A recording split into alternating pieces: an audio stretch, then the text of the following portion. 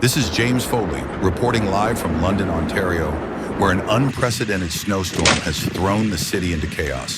Snow has continued to fall heavily since early this morning, with forecasters predicting another 25 centimeters of snow to blanket the area by the end of the day.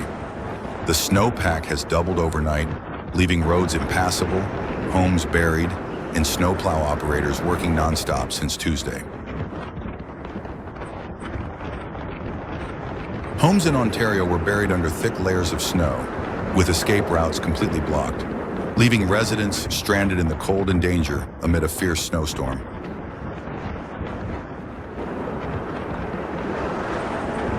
Everyone is trying to cope in these harsh conditions.